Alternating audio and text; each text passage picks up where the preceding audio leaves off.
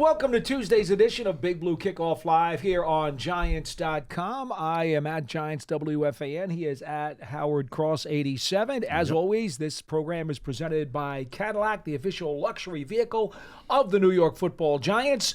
Thank you so much for being with us. We'll be here for the next hour to talk Giants football. 201-939-4513. 201-939-4513. If you're watching us on video, you see the number at the bottom of your screen. If you're not watching us on video and just listening to us, at least you now know where you can call us up. You can call us up. There you go. There's also hashtag Giants Chat on Twitter if you prefer.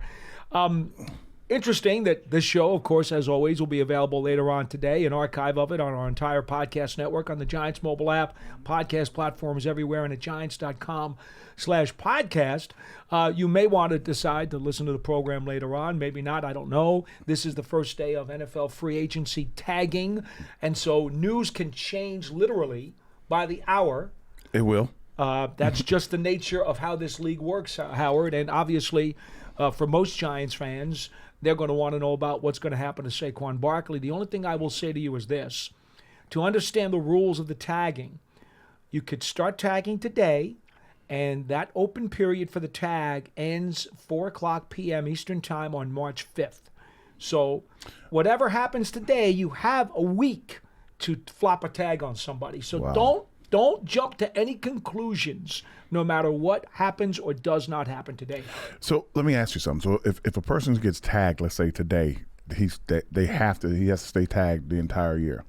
No. You could do a deal. The tag can be just used as a holding spot. Okay. To extend negotiations. Okay. The week-long period we're talking about, though, is the duration under which you can tag somebody. Okay. So if you don't do it by March 5th at 4 o'clock p.m. Eastern Time, you can no longer tag the player. So it's 1 week. You have a week. Wow. Right? Well, a little more than a week. A little more than a week. Yeah. Well, today's the 20th of February. You have two weeks, basically. It's about 2 weeks. You have 2 weeks. Okay. It's about 2 weeks. I knew what the dates were. I just didn't know exactly where we were. So it's going to be 2 weeks for them to make some decisions on some big players all around the league, and on our team it will be 1, 2, 6. Well, now the interesting thing about Barkley is that, as you know, Joe Shane, the general manager, has already made it very clear that they've told Barkley's people they will talk to them at the Combine. The Combine starts next week, the 27th of February. Yep. That I can tell you. And whether or not they get there on the 26th or 27th, that's the bottom line. There'll be conversations between Joe and Barkley's people then. That would still allow them several days. And almost a week. It allows them basically a week. Yeah. No, not even a week. 6 days? 6 days. 6 days. Yeah, 6 days. 6 days to have conversation before the Giants need to make a tag decision. I'm pretty sure they're probably talking to him now. Maybe. If they're going to figure it out. They're probably trying to reach out now. But it'll be interesting to see. That's a lot of money for a tag for a running back. Now, just remember one thing. There are two types of franchise tags. There's the exclusive and the non-exclusive. The exclusive means he can't talk to any other team while he's tagged. Okay. The non-exclusive does allow him to go out and have conversations and potentially agree to a deal with another team, but then there's the right of first refusal for the team. Is it different money that the team pays for an exclusive versus a non-exclusive? Oh, no, it's still going to be 120% of the player's previous year's salary. Or the average of the top five of top five the in last the position. 5 years or whatever it was of the cap.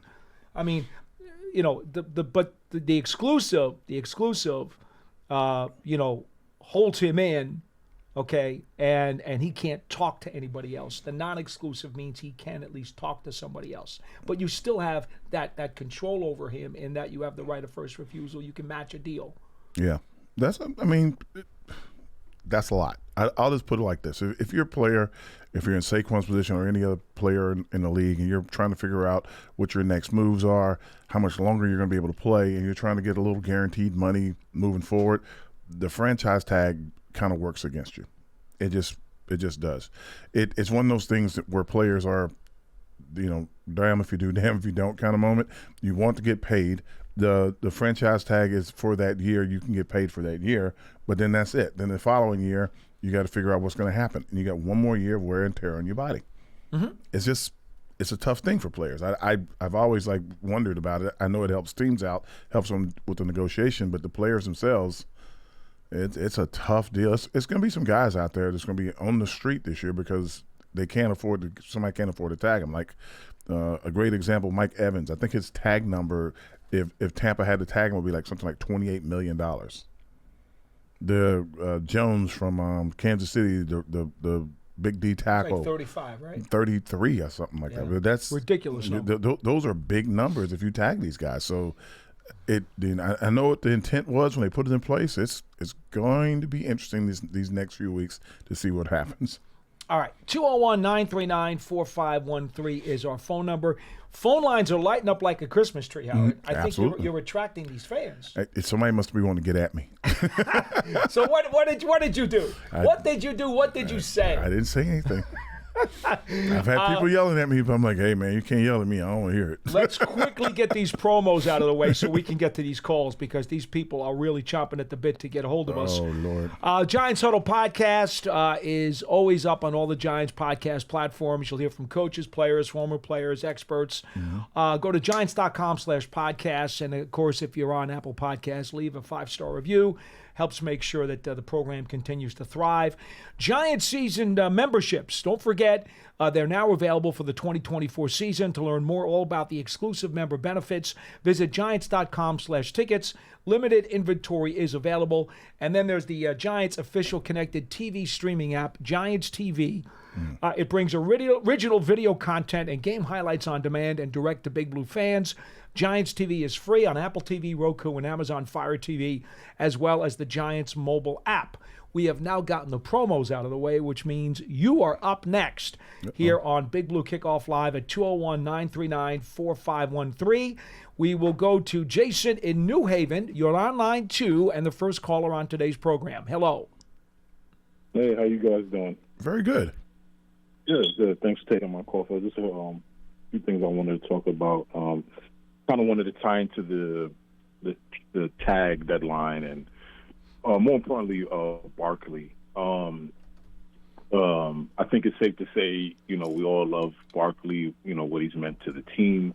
Mm-hmm. And it's just my opinion. I don't think I personally wouldn't resign him. He is getting a little older. And while he is a physical specimen, he's meant a lot to the team. He's a team leader. He has had a history of injuries since he got to us outside of his rookie year. And I just don't think we're in a spot right now to re-sign him. I mean, I guess it depends on what the contract would be. And I only say because time back, and I don't want to be revisionist history. What happened. I didn't particularly like the pick of taking him number 2 overall. And now we're in a situation now we have to kind of figure out, all right, what's his market value? Does Shane even want to re-sign him going forward outside of the leadership qualities, which we know he's a great leader, team leader, all that, which is great. But you're paying him for what you think he will be going forward. And I just don't know. I just don't know if we're at a point now. If we didn't want to re-sign him last year, I don't see how we re-sign him this year, and he's a year older with more mileage on his body. I don't know if you guys want to combat me on that, or if you want me to get to my next point. You're right. He's had a lot of injuries. That's one of the things. Running backs get banged up a lot. He's around the lower extremities, also the ankle, the knee, things like that. He's been bouncing back pretty well. His body's been held up pretty good last year. Another year of wear and tear. The question is going to be, what kind of deal they're going to get. Like you're going to give a running back, even if he goes out in the market, it's going to be a 2-year deal at best. I don't know if they sign backs after your 5th year for longer than that. So the thing that probably scares everybody is like, hey, look, you don't sign Barkley. You let Barkley go out in the market, and all of a sudden he's wearing a star on his helmet. You don't want to see him 2 times a year. So that's kind of like the thing that fans and people that would be talking about, like, oh, why he comes in and rips off a 60-yard touchdown. Everybody be like, man, we should have signed that dude. But you can't know what somebody's health's going to be like. So, he is a great leader. He's a great competitor. He's one of the guys that everybody rallies around. But what are you going to get when you pay him? That's going to be up to him, and and luck of the draw when it comes down to physical health and stuff for a season. Right. And I think we're at a point now where I think we're at a point now with our team where we can afford to downgrade at the running back position if it helps upgrading the offensive and defensive lines. And I remember I called last week. I don't know if I talked to Paul or John or whoever, but I forgot. But to me, I've always said building a running game is dependent on scheme and the line, and a stable of, I won't say cheap running backs, but less expensive running backs, to me, is the more smarter and prudent move in today's NFL. Maybe in the 90s, 80s, early 2000s, you could have those bell cows that could get 200, 250 carries. I just don't see us doing that. If you could tell me, all right, the money's going to be spent towards Saquon, or let's just say two very good, whoever, I can't name anybody right now, but two very good offensive linemen, whether that be a guard, a tackle, or two guards, or whoever, I'm taking the lineman, and I can find a running back in the draft, or I can find a cheaper veteran to supplement that running back by committee. And my other point, I called last week, I'm a big believer in Shane and Dable. I think a lot of this chatter with what's going on in the off season, with coaches leaving and whatever the case may be, I think is, I just think it was a bunch of noise personally. I'm not in the building, but that's just my opinion. The one thing I will, if I could critique them a little bit, is about the competition. And last year, Paul and Howard, I was kind of confused on some of the roster construction for the offensive line, and maybe you guys could tell me because you're in the building. But I'm saying that is because, first of all, the team wasn't prepared for Thomas to fall in that first game. I mean, there's nothing they could have done. But I think you have to prepare for those things. And when I say, I'm not saying that they didn't, but frankly, the rest of the line in the game one versus Dallas played poorly. And in my opinion, Shane, to me, was slow to respond, and the coaches showed an unwillingness to play Peart. Has Peart been an all-pro tackle? No. But I don't understand why they didn't play Peart, but then you move a guard and a Zudu to tackle. Peart was also hurt. He was hurt. Oh, he's okay. All right. Yeah, well, that's why he wasn't next up. He was injured. So what happened was that Thomas goes down. I think Neal catches an ankle or a knee, so he's going to fight through it and fight for the rest of the season. You lose one guard, your center goes down. Now you move your guard over to center, and then all of a sudden you get guard playing left tackle. You got a guard off the couch playing left tackle. It was like a Rubik's Cube. So it wasn't that they were slow to react. It just they couldn't react fast enough to keep pulling bodies from places. They were going to other teams, going through their practice squad groups, pulling guys out. Hey, you could play. Come over to the Giants. We need you this week. Just remember, they had to grab Pugh off the couch. Yeah, just remember that. They were pulling guys from everywhere. No, that's true. Yeah, so it's not, when you got guys going down, you just got to roll with it. You just got to the truth is, there are not enough quality offensive linemen throughout the NFL. I mean, it's tough enough to field 5 starters for 32 teams. Yep. Never mind have enough quality backups for these teams. See, that's why I laugh when people talk about expanding the NFL. You don't have enough good quarterbacks, and you don't have enough good offensive linemen. You definitely don't have enough linemen. To add teams. You just don't. Right. And you guys are absolutely right. But my thing was, you had Tyree Phillips in the building. You for whatever reason, which is their prerogative, they're in practice with him every day in the meetings. You let him go. He goes to Philly. We pluck him back from the practice squad, and he ends up playing, I won't say great, but he was respectable. I mean, he gave us some good quality snaps. So that's kind of my confusion with some of the decisions that were made. Like you let Tyree Phillips go, but then you put a guard at left tackle. They were just pulling straws at that point. And you got to also remember at that time Saquon was out. So you had a lot more pressure being emphasized on the quarterback himself. You know, it was almost like if you thought you were a sitting duck before, now look what's going to happen with all these guys out. So even when you let guys go and bring guys back and you're doing things, you think you're doing what's best for the team at the moment, but injuries can make a whole lot look different for you real quickly. Right. And three guys, and I'll take it up there because I got you another callers. McKinney, I would like him back.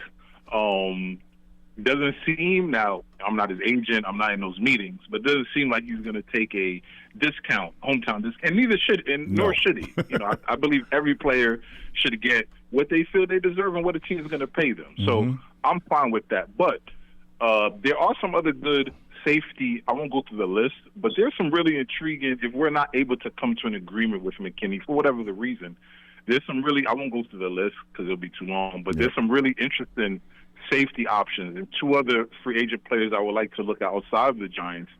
One name, and I love my pass rushers. I always mention it. We need to beef up our pass rush and our D-line. He's our next door neighbor who we don't like. He's a Jet, Bryce Huff. If I'm not mistaken, he's top 5 in pass rush win rate. Now, he's been a part-time player, but he's still young. I believe he's 25, and he had 10 sacks last year. And then my second player, and I'll take it off the air, is Trent Brown. I know we have Neil. I get it. But like I called a few weeks ago, I think Paul, or I forgot who I was speaking to, I believe we need some competition for Neil. And I get his circumstances have been injuries, whatever the case may be. But for right now, he just hasn't been playing well. And I get the injury thing, Howard. I'm not taking the injury out of the equation. Oh no, I'm not saying anything. He knows he needs to play better. But I think going into 2024, we need some competition. And thank you guys for taking my call. All right. Thank you so much. It'll be interesting to see what Carmen Brasillo, the new offensive line coach, thinks about these offensive linemen as he now gets into the building. And he gives the Giants front office some of his evaluations off of the tape, because he's got to have some ideas as to what he thinks he can do with these folks. I mean, that input's going to be very valuable, Howard. I think it is. I think, you know, what's been kind of weird for the last few years is how they're not able to, quote unquote, figure out the twist and be able to pick guys up in rotations around. And That's amazing. You know, just I know different coaching staffs and everybody's coming through, these guys and different players just not really being able to pick it up. And it seems to work so well when I'm watching it. It's going to be interesting if he can figure out a way. And again, the main reason you can't do it because if you hadn't been doing it the whole time and you're going to make somebody do it without full pad practice and moving, it's hard to do. Yeah. You can walk through it 1,000 times.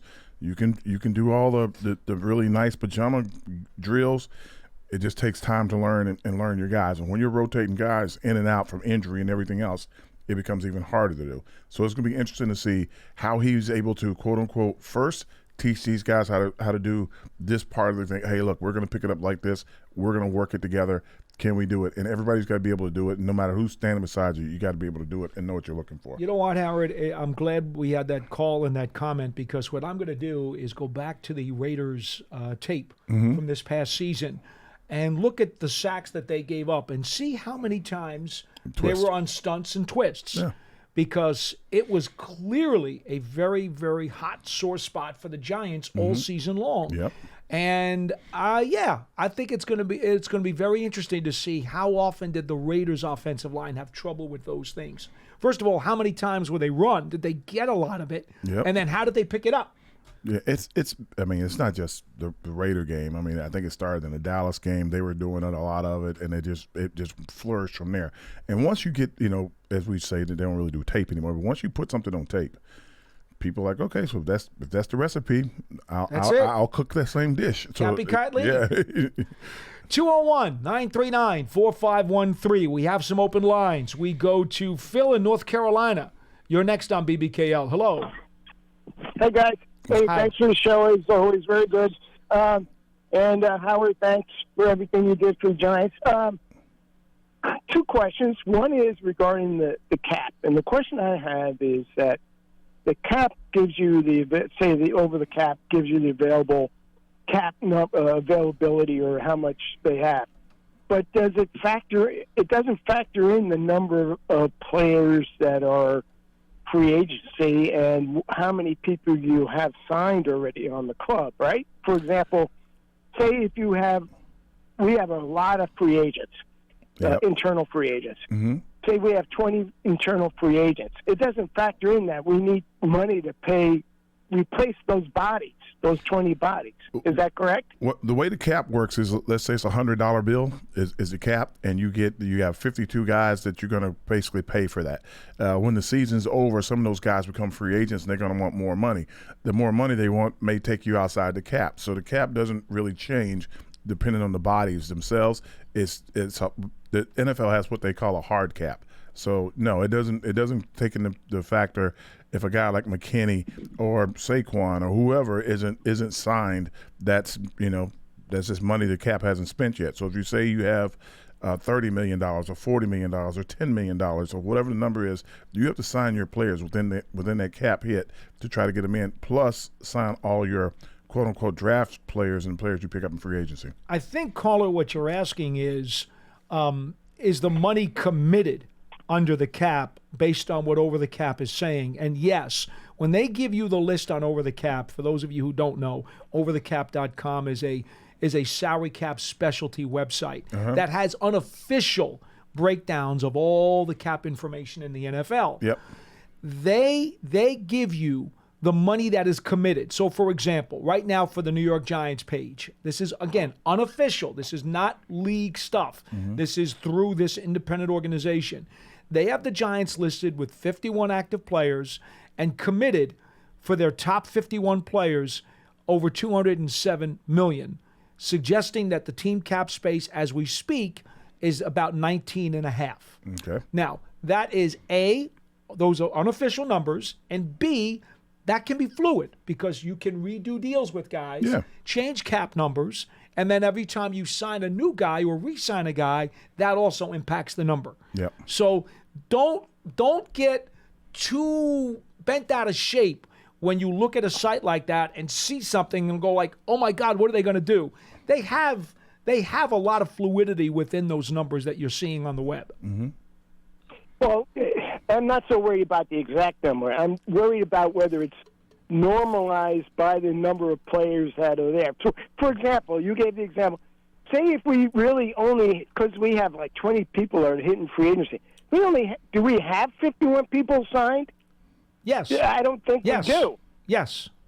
Well, now, but not when March hits, we don't have 51 people signed. As of now, Over the Cap is suggesting the Giants have 51 total active players who are committed to contracts as it stands right now. Mm-hmm. And then of course, there's another whole list of guys who are free. You know what? You want me to count? I'll count it up for you exactly. You really want to know? I'll count it up. 1, 2, 3, 4, 5. Talk to the man while I count. He's counting. I'm like, what's he counting? I'm looking over here. He's got a piece of paper out. Basically, like I said, the cap, like if you have 53-man rosters, basically, and then you have the guys that are what they call practice squad guys. 31. So we have 31 guys who are either unrestricted or restricted free agents or exclusive rights free agents. 31 guys. So out of 53 guys, and they have 51 guys who do have a current contract committed for the season. That's impossible. Okay, you know that, no, right? it's not, because during the you off got 83 players. Yeah, during the off season, you have all the injured guys come back. Yeah. All the guys who are on injury reserve come back. Okay. Your practice squad guys, you signed the future reserve deals. That's true. So you have 51 guys right now who have a contract. 31 guys don't. Is that the number you were looking for? Yeah, because I'm really interested, when you compare that over the cap number by team, it's really a little bit not very specific because one team can have a large turnover and the other team can have a small turnover, and therefore it's not an apples-to-apples number. It's never that way. It's never that way because your free agent list may have a bunch of starters on it and high-profile players on it who are going to require big money if you're going to squeeze them back onto your team. And conversely, if your active guys under contract or your guys who you're committed to, if you've got a bunch of guys there who are futures and practice squad guys, well, then that's going to lower that number. It's going to make it very deceiving. I understand that. Yeah, you're seeing it right. Okay.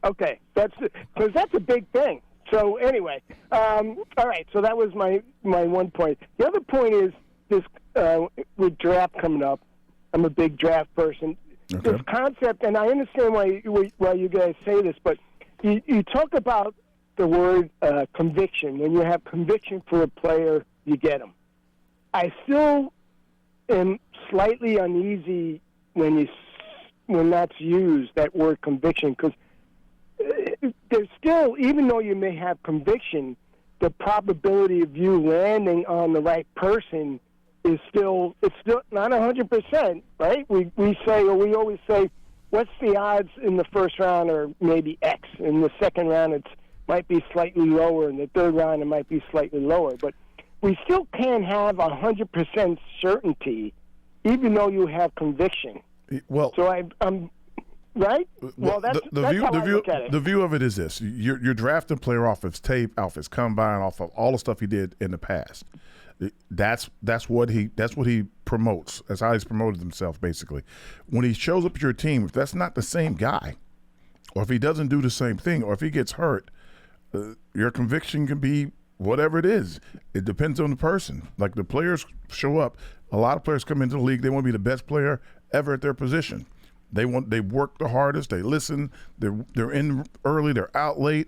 They're getting it done. Some players come in and, you thought that they wanted to be that guy, but they get, the money changes them a little bit. They making a little money, they get a little complacent, and all of a sudden they're looking at the game from the outside. So it's hard to say what a guy's going to become. You do a lot of research, you ask a lot of questions, you give him a lot of IQ tests and personality tests, and you talk to everybody. You talk to his team, his coaches, his friends, his family. You just do all that you can to try to quote unquote, figure this out for when you get a guy in. You just don't know what it's going to be.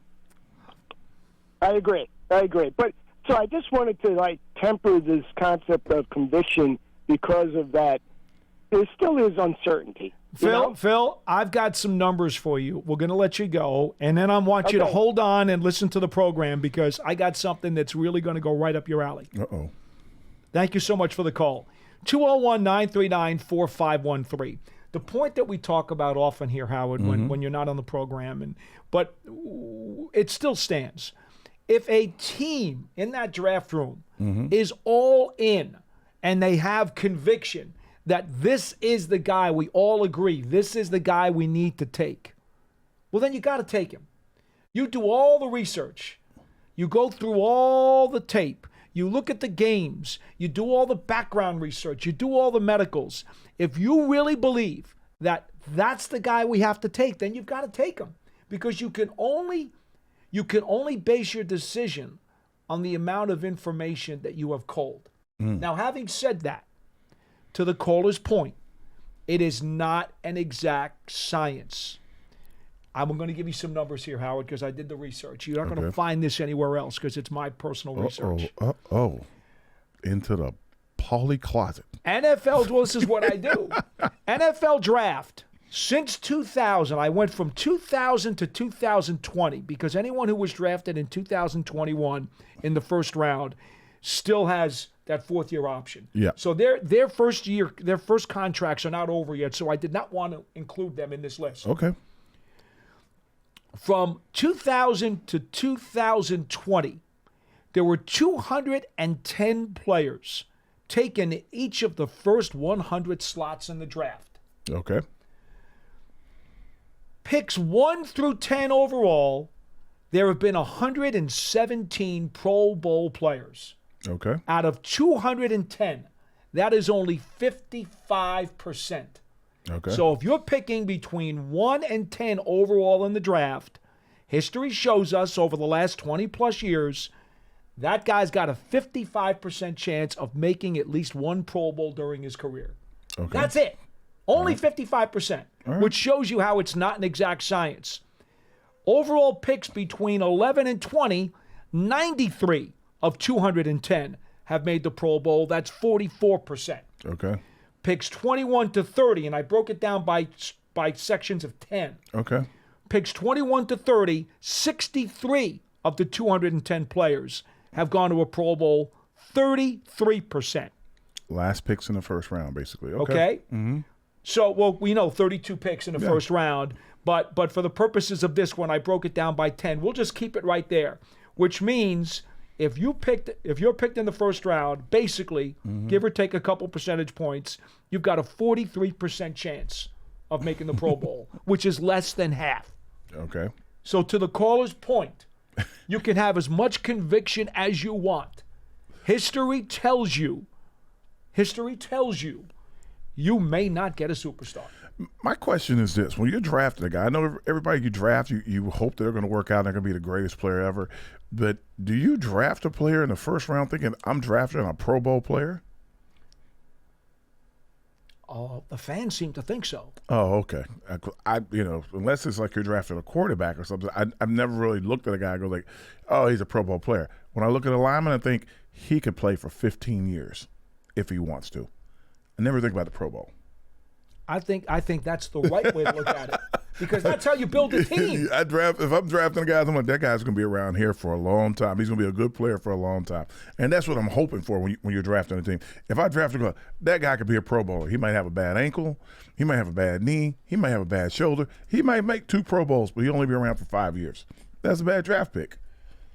You want your guys, if you can, to get to their second contracts, maybe even almost a third contract. If you can keep the core of them together, that's what you're hoping for.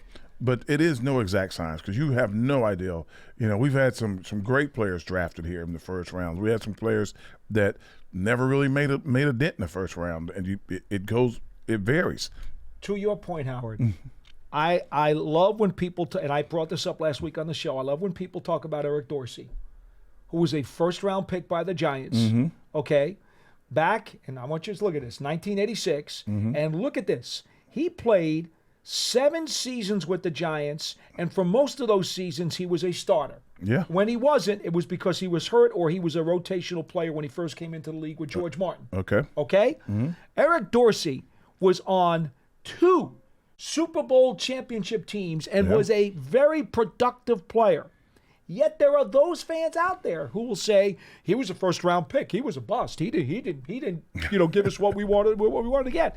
To your point, Eric Dorsey was a quality football player who contributed to a 2-time Super Bowl champion. Very good player. He didn't make a Pro Bowl, but I think you would be very happy to have him again, wouldn't you? I would be happy to have a guy that could play like that strong and can move men, as we say. He was a great player. He's a great example for what you're talking about. Okay, yeah, but there's a lot. I mean, we've had players that played a long time on a team and didn't make Pro Bowls that were first-round picks. But as long as they're there for a long time, and I think my draft year was Brian Williams. He played forever. I don't know if he made a Pro Bowl or not, but he played Never forever. Never did. And well, the eye thing, the eye injury. Once he got thumbed in the eye, that really derailed him. Yeah. But again, just to review, top 10 picks since the 2000 season, only 117 of the 210 have gone to at least 1 Pro Bowl. That's 55%. So understand that even though the Giants are picking 6, it's almost a flip of a coin as to whether or not they're going to get a Pro Bowl player. And I'm not going to pick on Paul, but also you have to remember that when he says Pro Bowl player, that means that you could get to the Pro Bowl because the guy that was in the Pro Bowl didn't want to go. So they went 6 deep. And you're an alternate. So that list could be even shorter. It could be. Yeah. It could be. But the point stands, Howard, is that nothing's automatic. No, that's the point. No, nothing's given. And I don't think enough of people truly understand that. Yeah. All right, you can draft a kid in the 6th round. He can play 13 seasons. I hear you. I'm pointing for those of you who can't see the screen. Or Jesse Armstead was an 8th round pick? Yes, he was. 8th round pick, perennial Pro Bowler. 5. Yeah. 5. So yeah, you can't really determine that. Okay. Line 3, Jeff from Maine. You're next on Big Blue Kickoff Live. What's up, Jeff? Afternoon, gentlemen. First of all, it's an honor to talk to you 2 guys. You're my 2 favorite on the show, and a true long-term Giants fan. You're very kind. Just like most of the callers. And you already talked a little about the question I have, which is picking up stunts on the offensive line, which we were bad at last year. Now, our defensive coordinator last year, Wink Martindale, didn't run many stunts in practice. So presumably, we didn't see that many stunts from the offensive line to go against in practice. And I know that the new defensive coordinator runs a lot of stunts. So again, presumably they'll see more stunts in practice. So I'm wondering if that might help them pick it up more in games, if that could have an effect. It can. It also goes with like the coaching and how the coaching kind of goes and the guys, how they learn it. The thing that's hardest now, I'm an old guy, so I have to keep saying this over and over. They don't really get to practice like they used to practice anymore. So there's no full contact practices, especially during the season. I think you're allowed 7 padded practices for the entire season once the season starts. So you have to try to get, these mini camps to get these guys to go through these drills and rep them. Then you got to try to get them together at other times and trying to rep them within the parameters of the union. But you try to get as many reps at it as possible. And once you get into camp, if the defensive coordinator is running a lot of twists and a lot of stunts, they will see it a lot. That will help them. But it won't help them if you're not padded and you're not going through it. It's a lot of leverage and being able to properly push a guy off at the right time to pick up the next guy. Of course, the other thing to keep in mind too is that the Giants had so many combinations of people along the offensive line. It was very, very difficult. And again, it's not an excuse, but it's certainly part of the reason why if I've got a different guy next to me every 2 or 3 games, my chemistry with him and picking up those stunts is going to be more difficult. And if somebody's getting beat a lot, that will make that will immediately make the stunts look much worse. If one guy's getting beat, then you'll try to hang to help him out a little bit more. And then what happens? You get beat. Then you get beat. So it was all kinds of things going on with these guys last year. No question. Again, especially guys injured. One guy's injured. Okay, I got to help him out a little bit more. Stunts inside, you're lost. Like, okay, so what are we going to do? So hopefully there'll be a lot more health. They'll be healthier throughout the year, and we'll see a lot more of the ability to pick up that stuff. Now, I will say this, Jeff, and Howard, again, feel free to agree or not. Okay. I do think that the sooner the Giants figure out who their starting 5 offensive linemen are going to be, the better. And I'd like to see that unit get some significant snaps during the preseason. I get the fact that there's an injury risk, but to me, if those guys are not working together and not starting to form some kind of bond on the field, to me, it's counterproductive. And what good is it if you have guys who are healthy if they don't know what each other are going to do? Yeah. Well, I think that, with this day and age, it depends on if the coaches are in on it, if Joe's in on it, if they'll let them go into preseason games and play. It's tougher now because people are so worried about injuries, but it's better, in my opinion, if you go out there and you play. If you get injured, then you know that guy's not going to be around, so you can get somebody else in and get it started.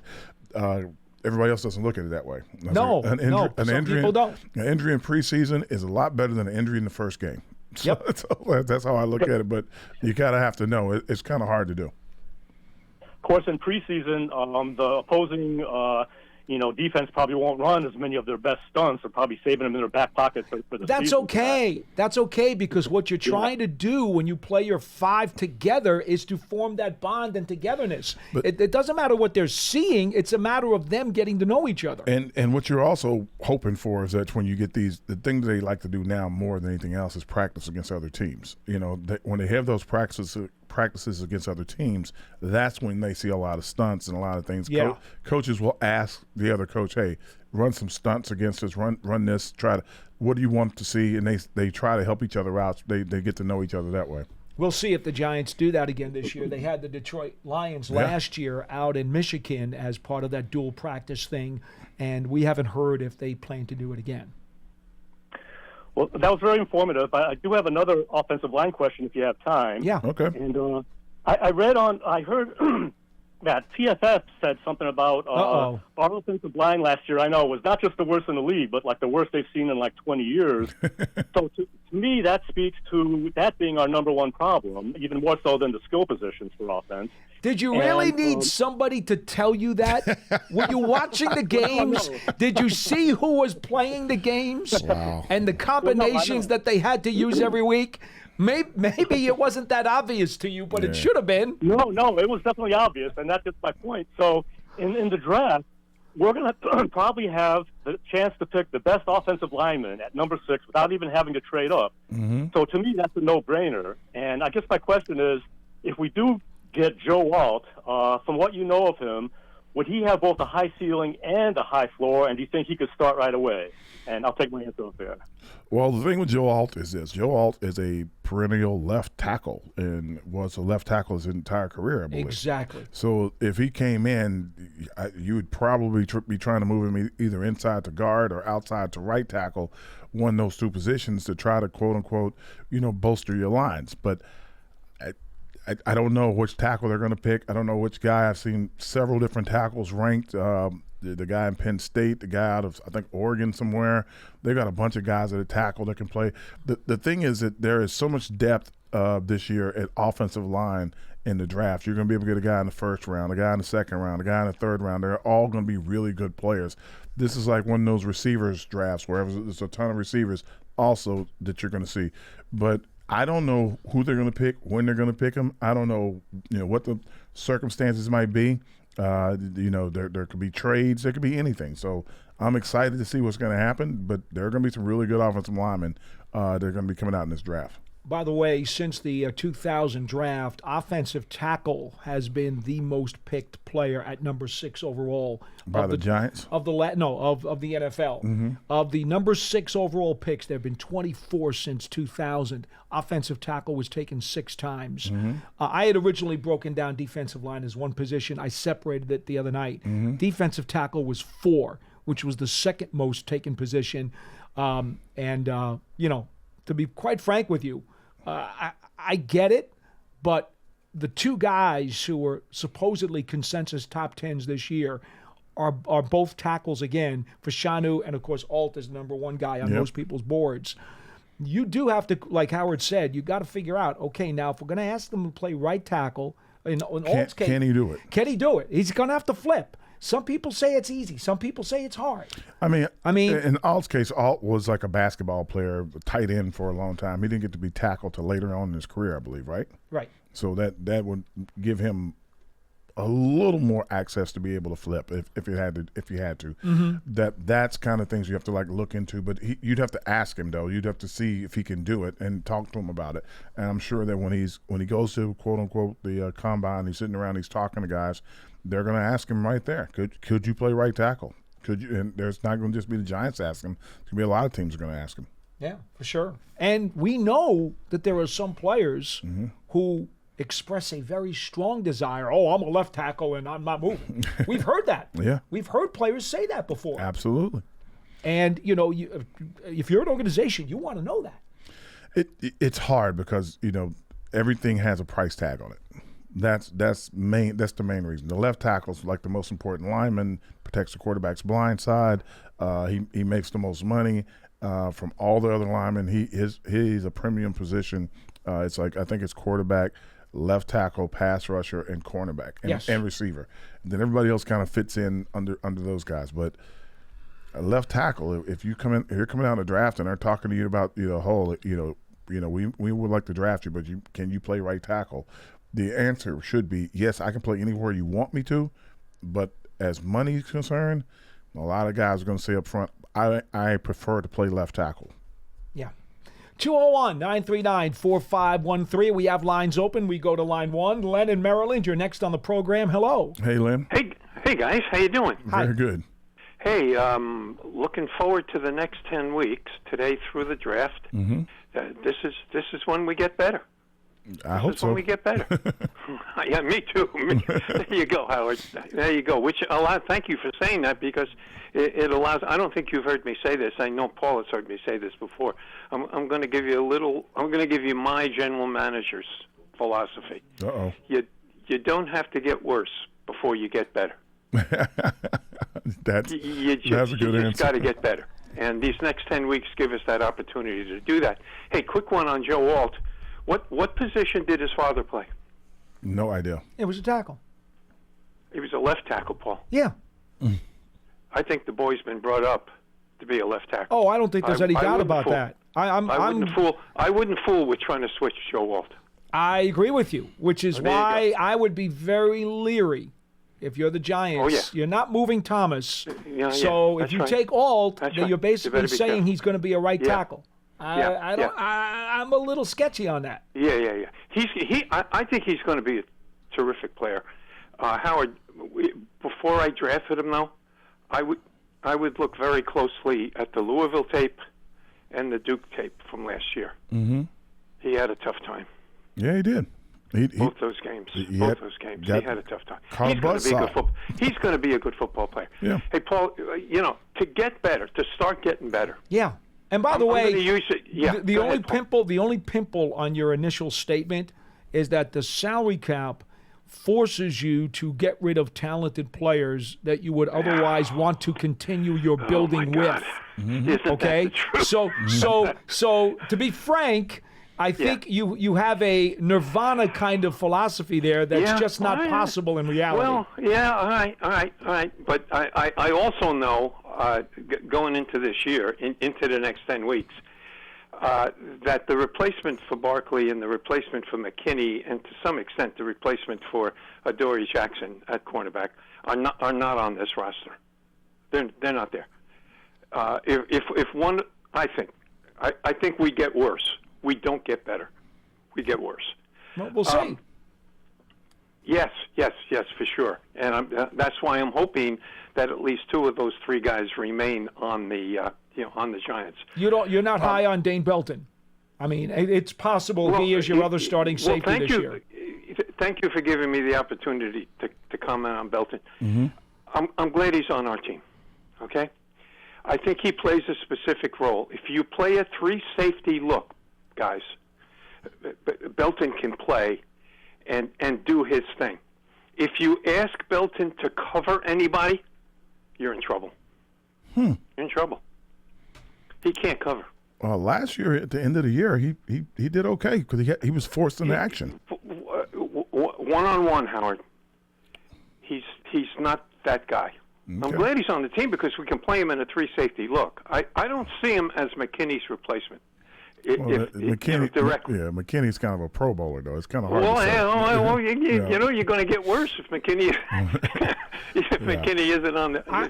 I will give you two things to chew on before you make your final decision on this. Number one, Belton always seems to be around the ball. Mm-hmm. Yes. He seems to make big plays and does seem to turn the tide for the defense when he's on the field.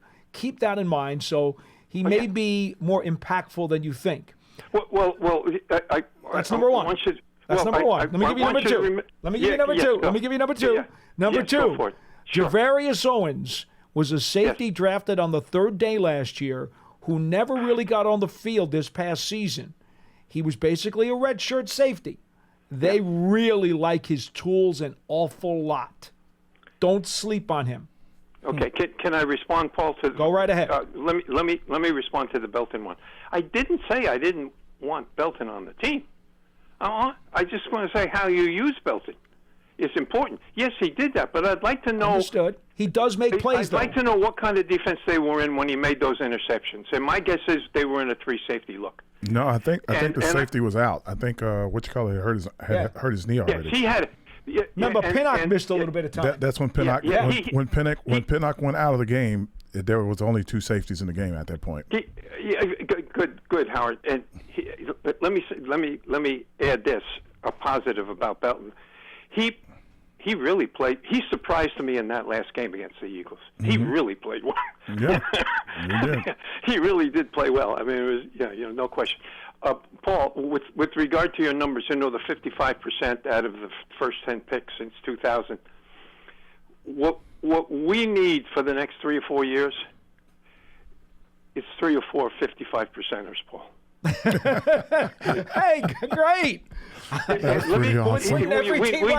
We need 3 or 4 in a row. We need 3 or 4 in a row because what we really need on this team, and this is a generalization, Howard, but I hope you can work with me with this. Okay. We need stars on this team. We need stars. Let's look at the 49ers for just a second, and I'll do this real quick. You can afford to have Feliciano at right guard and Brenly at center when you've got McCaffrey, Kittle, Tebow Samuels, and Trent Williams on your offense. and Purdy at quarterback. You can afford those kinds of offensive line. I mean, they are marginal NFL starters. But when you got stars, when you surround them with guys like Debo and McCaffrey, you got to have stars. You got to have people who go to the Pro Bowl. I mean, we got Dexter. God bless him, love him, thank God, all the rest. But man, we got to, and McKinney is emerging toward that point. I think he's about to explode. It's such a drop off if Barkley's not on this team. And Paul, as you said last week, if you're not going to pay, what are you not going to pay? I'm just going to make up a number. You're not going to pay 11. Just say X. 11 million? Just say X. It doesn't matter what the number is. X. Just say X. Okay. Yeah. You're not going to pay Barkley 11 million. You're going to go pay Pollard 9 million, or Josh Jacobs? No, it doesn't make sense. I mean, it doesn't make any. It doesn't make any sense. It doesn't make sense. Hey, listen. Thanks for taking my call. Let's have a big next 10 weeks, Giants. I hope so. Thanks, Len. Anything you wanted to add? I just think that you don't get Pro Bowlers every time you draft. I appreciate guys wanting everybody to be a Pro Bowler, everybody to be a star. I think that having a Christian McCaffrey he eliminates a lot of plays. For players. I think having a Deebo Samuels eliminates a lot of plays for players. Debo's running balls out of the backfield. He's catching 5-yard routes and running over 2 DBs and a safety before you get him down. Like it's just. You got to have big, strong guys that are going to do things in certain positions. When you get in drafts, like the Giants have an opportunity this time, this early in the draft, it could be anybody. I know we've talked about Joe Law. It could be one of the top 3 quarterbacks could fall to the Giants if something goes on. Like it could literally be anybody. One of the top receivers will probably be there in the draft. Like there's going to be so many guys like that look like all of them look they can't miss guys. They just got to get here and perform. They got to figure out a way to get it done. In reference to the offensive line, Len, just to cap off your conversation, the bottom line, and I remember Parcells taught me this long ago, and heck, you were coached by Coach Parcells. Mm-hmm. Coach Parcells used to say, in terms of you're only as strong as your weakest link, especially in the offensive line. That's where it really comes to play more than any other position.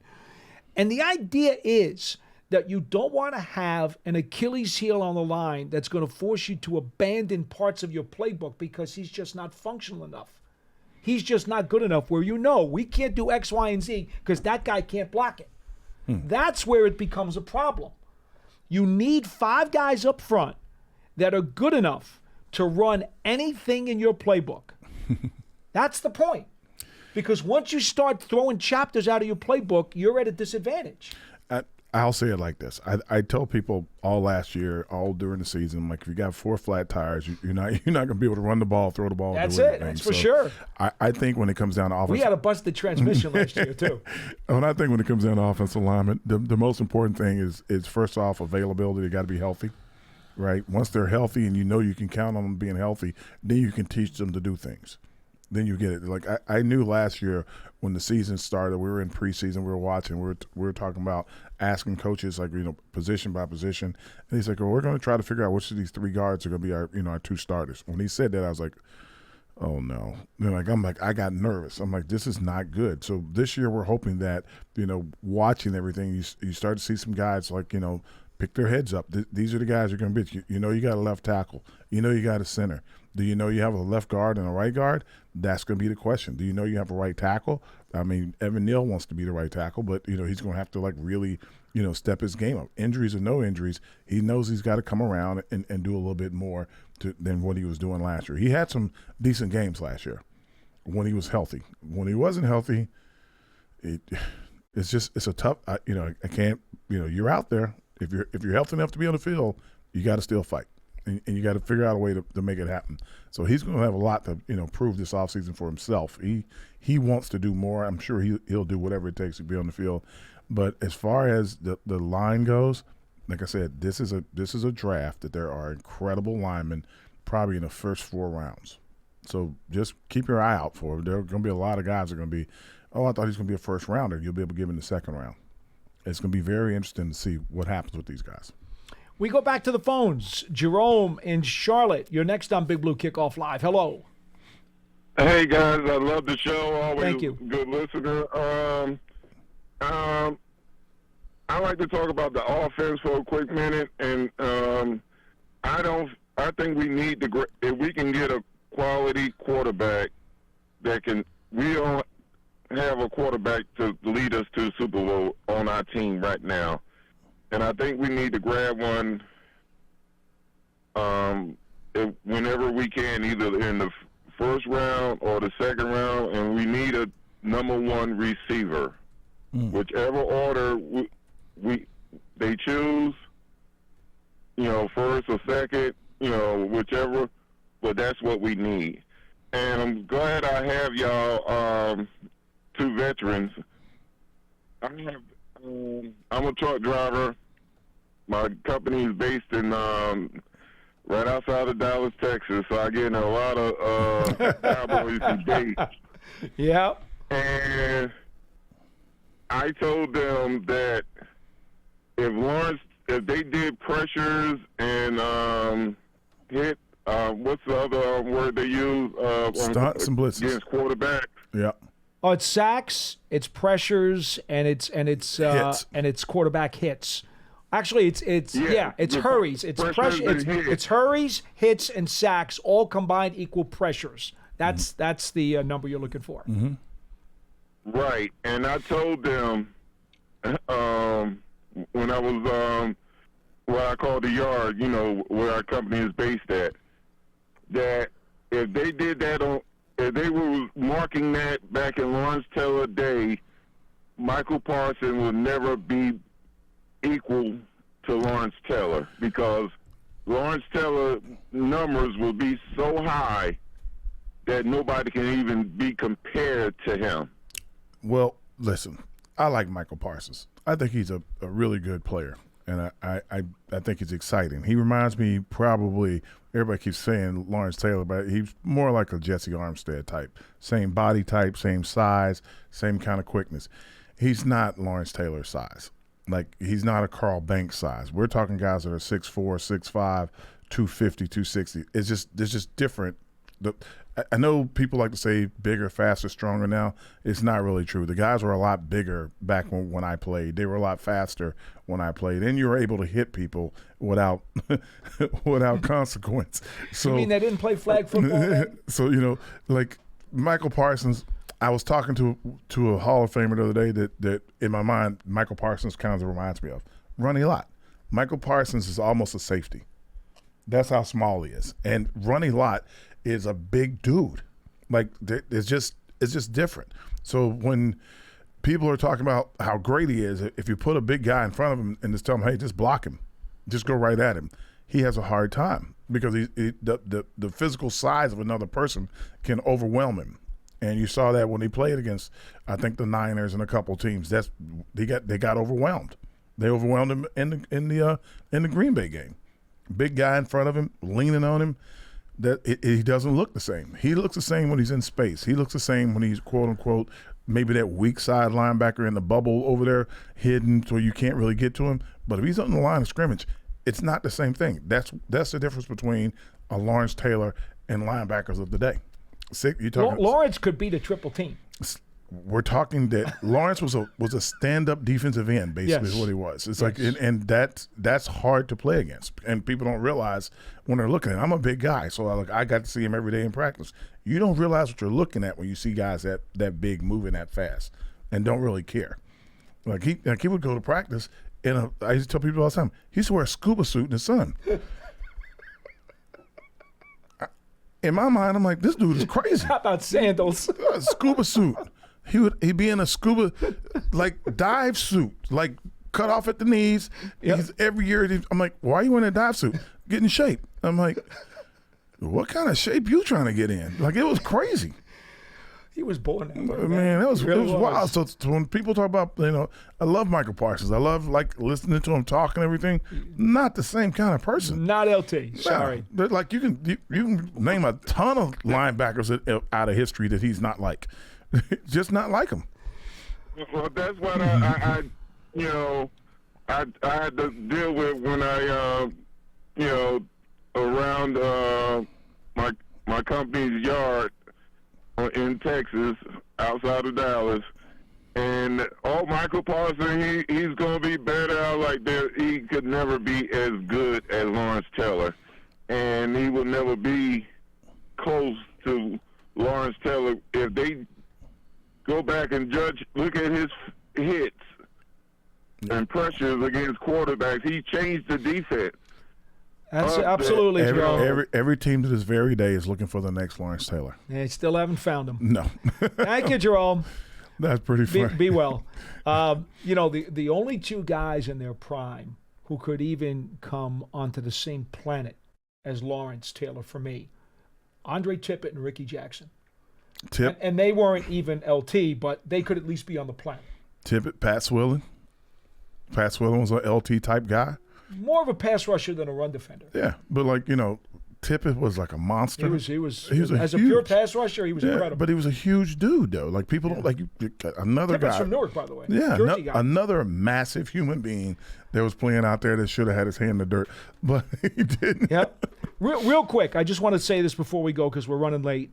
In the last 10 years, outside of Tom Brady and Patrick Mahomes, the only other quarterbacks to win a Super Bowl are Nick Foles, Peyton Manning, and Matthew Stafford. Wow. So let's be real careful about, do we have a quarterback who can win a Super Bowl? That question is in a bubble.